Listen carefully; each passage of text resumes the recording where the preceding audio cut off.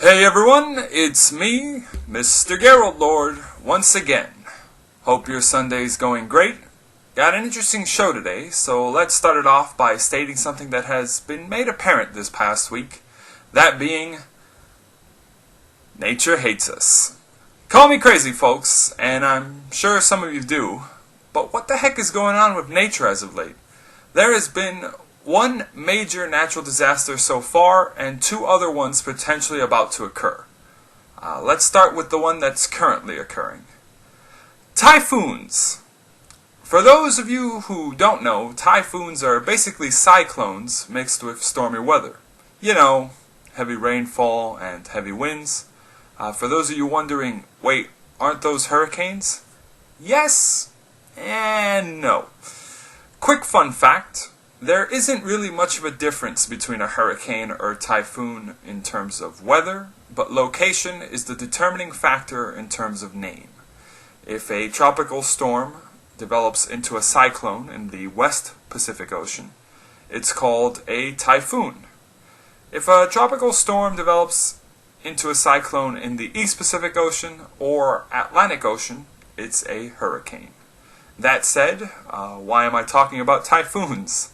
I'll tell you why, inquisitive listener, because a powerful typhoon recently made landfall in East China's Zhejiang province, and fortunately, as far as the latest update that has come in is concerned, there have been no casualties in China, but over 1 million people had to be evacuated from the coastal region in anticipation of heavy flooding and torrential winds and rainfall, and that's actually kind of what they got.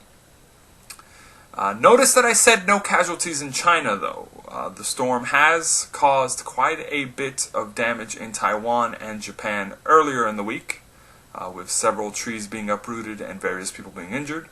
And the storm did claim some lives in the Philippines, unfortunately. That said, this story still has the potential to get worse. We'll just hope that the worst to come out of it is just property damage, but there's no more additional loss of human life. As of today, the typhoon, by the name of Chan Hum, is expected to be downgraded to a tropical storm and make landfall in North Korea on Monday. That's not it for this segment, though, because we've got a double whammy of potential catastrophes on the horizon in two different parts of the world. Volcanoes. The ticking time bombs you don't want to live next to, but some people take the chance anyways, and just hope the volcano stays inactive during their lifetime. If you knowingly live next to one of these things, you're either brave, crazy, or facing conditions where moving is not a feasible option for you. Or perhaps it's a mix of all three. Regardless, residents in two regions of the world could potentially be about to see their fortunes worsen due to a volcanic eruption. The regions in question are the residents of the Indonesian island of Java and Mexico. The situations in both regions are strikingly similar. So far, neither of the volcanoes, those being the volcano of Indonesia's Mount Rang, nor Mexico's volcano, Colima, have erupted. But they've both been having tremors and have both spewed out large amounts of ash and debris into the air, causing flight cancellations and evacuations in the surrounding areas. Fortunately, again, as of right now, nobody has died, and that's a relief, but let's just hope these volcanoes just keep on doing some huffing and puffing without actually blowing, because when they burst, it isn't pretty. Gosh, nature, you sure know how to ruin a person's weekend sometimes, you know that? Alright, let's progress and change the subject. I wish I could say this subject is less gloomy, but it might not be. Either way, let's talk internet. It's been a while since you and I had a chat. Hopefully it hasn't been too long since the last segment, and you still remember how this works. The subject of this segment is online bullying, or as it is more commonly referred to, cyberbullying. Cyberbullying, for those of you who don't know, is basically regular bullying, but less physical and more emotional and verbal. The bully is usually using some form of electronic technology, like a cell phone, a computer, or tablet, or communication tool, to harass another person.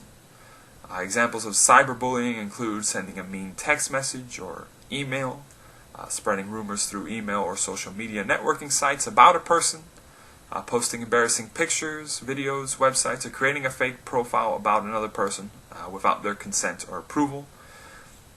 You know, some of these examples, like verbally harassing someone online or posting embarrassing photographs of someone, I've actually brushed upon in this segment on previous installments.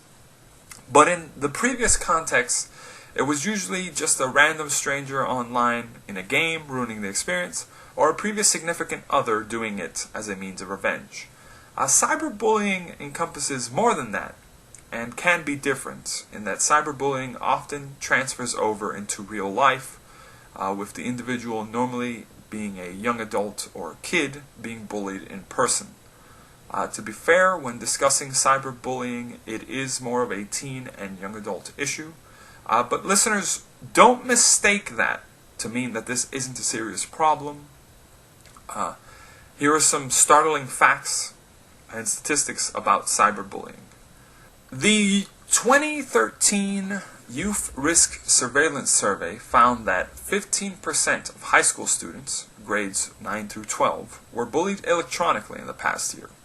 Nearly 43% of kids have been bullied online, and 1 in 4 has had it occur more than once. 81% of young people think bullying online is easier to get away with than bullying in person. 90% of teens that have seen social media bullying say they ignore it and do not intervene.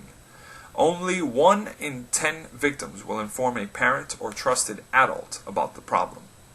Here's one that I found surprising. Girls are about twice as likely as boys to be both victims and perpetrators of cyberbullying. That's kind of shocking, to be honest. Normally you don't attribute girls to doing mean things like that, but what do you know? But the truly sad statistic is bullying victims are 2 to 9 times more likely to committing suicide. That's where this stops being a joke, to be honest. You see, this isn't a complicated issue. Bullying in general is wrong. I might be a bit up there in my years and have had, let's call it, the luxury of attending school during a time before the internet was a major thing, as it is today. But I am familiar with bullying, both firsthand and as a bystander, seeing it happening in front of me, as well as knowing individuals who have experienced it themselves. And it's not pleasant. If you're a parent with a child or children going to school, talk to them about this. Cyberbullying can be ended as easily as hitting the ignore button on social media or informing the proper authorities. If you're a teen or young adult and you or someone you know is experiencing this, don't stand idly by and let it occur. Take action. Whether that entails telling an adult or being a supportive friend to the person, believe me, it makes all the difference. And if you'd like to make a difference when it comes to this issue, feel free to check out the various links related to the topics that I provided in the video description. I would genuinely appreciate that. Alright, last segment for this installment. Here's a recommendation.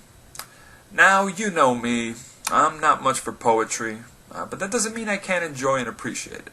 Which is why I would like to yet again recommend a short poem, this time by a writer I haven't highlighted before. The poem is called The Road Not Taken by Robert Frost. It's a short poem, 4 stanzas, 5 lines each stanza, and it's about a traveler's dilemma. Having approached a fork in the road, the traveler finds themselves struggling to determine which path to take. Which road does he choose? What path does he take? I encourage you to read it and find out, as well as probably take your own message from it. Tell me what you think. That said, I think that I'll end this installment there. Until next time, listeners, have a good week. I wanna do what's right but is it right for me?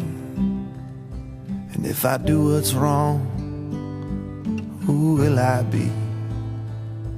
But if I can't choose what I should do, and everything I thought I was is through.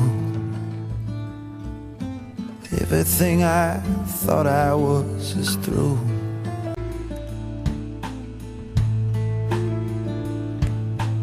Which road chosen?